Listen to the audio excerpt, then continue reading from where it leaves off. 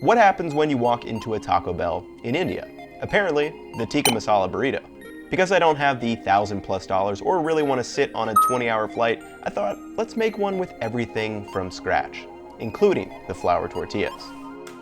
Taco Bell says the recipe consists of crispy grilled chicken, simple yet delicious Mexican rice, a decadent Tandoori mayo sauce with fresh accoutrements, all wrapped in a soft flour tortilla. Because I couldn't find specifics on the recipe, I collated recipes I deemed worthy of our homemade Tikka Masala Burrito. First up is a Tandoori masala spice mixed with mayo.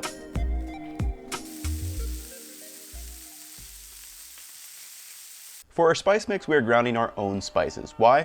Better flavor, and I don't mind the extra time. But seriously, feel free to pick up a packet like this if you don't want to root around in your cupboard for least used spices like mace, nutmeg, or cardamom pods. To start, add 10 grams of coriander seeds, and if you thought you were going to see me pound out these spices by hand, you're sadly mistaken. I'm using a spice grinder. Like I was saying, 10 grams of coriander seed, 6 grams of cumin seeds, 4 grams of garlic powder, 4 grams of ginger powder, 20 precariously counted out cloves, 2 mace, 4 grams of fenugreek seed, an inch piece of cinnamon, 20 peppercorns, a pinch of nutmeg, 2 cardamom pods, and some fenugreek leaves.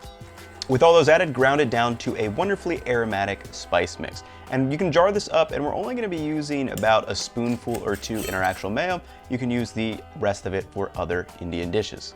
Grab out your favorite brand of mayonnaise and add a bunch of it to a bowl. Add in about a heaping tablespoon of your spice mix, and I also decided last minute to add in some chili powder for spice. Mix that up really well, then add a little bit of salt to taste, and I also decided to add some turmeric last moment, just for a little bit more color. Now we're going to use half this mayo mixture to actually marinate our chicken, and the other half at the end in the tortilla. So take out your boneless, skinless chicken thighs, toss in half your mayo, and get in there with your hands and make sure you completely cover every piece. Set this aside in the fridge to marinate. I like to at least let it go 20 minutes, and then we can head over to our stove. Get a cast iron ripping hot over medium-high heat, and then you can place on your chicken thighs. You really want to brown them up on one side before flipping them, probably around 3 to 4 minutes. That beautiful mayo reaction is what we're after. That is where that flavor lies. With the chicken done, let it rest on a cutting board for at least 5 minutes, then you can slice it up and store this for later. Moving on to a flavorful rice dish from one of the queens of Mexican cuisine. Try saying that 10 times fast. Diana Kennedy's Mexican rice recipe. Start with 1 cup or around 200 grams of jasmine rice and pour some hot water over it. Set this aside to stand for 5 minutes. While that's going, add in a quarter of an onion, a clove of garlic, and 1 tomato. I'm just using a canned tomato. You could use fresh if you wanted to. Make sure your food processor is plugged in and blend this up into a puree.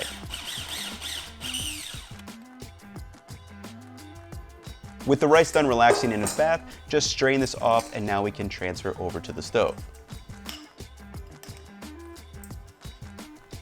Add 50 milliliters of vegetable oil over medium-high heat. And we're literally going to fry this rice. It will get crispy. Stir and constantly fry the rice for around 8 minutes until it looks like this. Then you're going to add in the vegetable puree and continue stirring until that mixture becomes dry. The rice should look like this. Then we can add in 500 milliliters of stock, any stock of your choosing. I had turkey stock in the freezer for mine. Give that a stir, place a lid over top, and set a timer for 10 minutes. After 10 minutes, there should be some air holes in the rice. You're gonna move the pan off the heat, add a towel to catch the steam, let the rice steam off the heat for 20 minutes. Then you're just going to add this to your serving vessel, add a nice sprinkle of salt, and taste it. And I'm telling you, one of the best. I had to go back for a second bite. With the rice done, we're gonna move to our second carb source for this burrito, some pork lard flour tortillas. Again, another Diana Kennedy recipe. To a large bowl, add 450 grams of flour and 150 grams of lard, which is pork fat. Alternatively, you could use butter. You're gonna mix in the lard and the flour with your fingertips until everything is kind of broken up and looks like loose sand. Now dissolve some salt in a cup of warm water and gradually add that water into the flour mixture, reserving a little bit to see how much the dough will absorb. Start working the flour and the water together until it forms a cohesive dough. Now turn the dough out onto a flat surface and work the dough with your hands by kneading for at least 5 minutes. At the end, the dough should be fairly smooth and not sticking at all to your hands.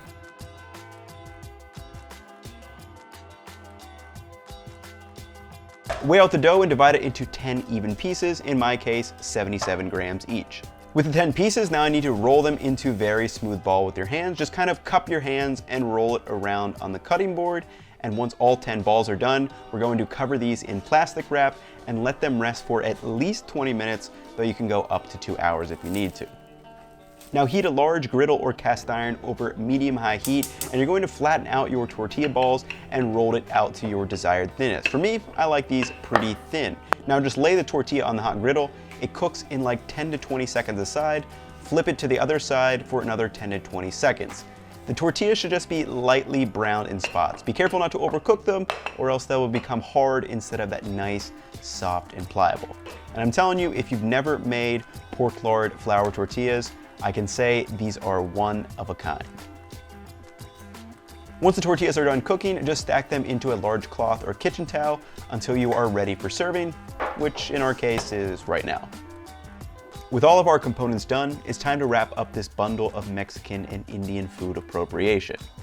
Gather the largest flour tortilla you made and slather a nice layer of that tandoori mayo sauce. Next, add the Mexican rice and a double serving of this glorious chicken. Treat yourself. You have my permission. Lastly, no burrito is complete without finely shredded lettuce. Wrap it tight and let's talk about the taste.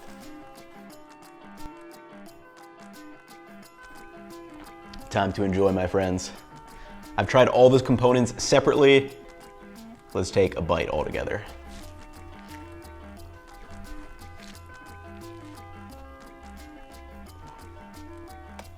All I'm gonna say is this is so damn good. All the components on their own are really good. Make the whole Tikka Masala Burrito, make one component, you're gonna be in for a treat. Let me know if you guys want me to do some more of these videos, or if you have some specific recipes you want me to try to recreate in the home kitchen. This first foray, stunningly good. Like, I cannot get over how good this is. All the components on their own are delicious, and then when you combine them together, you get something really, really special. But that's gonna wrap it up for this one. Subscribe to stay up to date. If you are not, I'll catch you in the next one. Peace.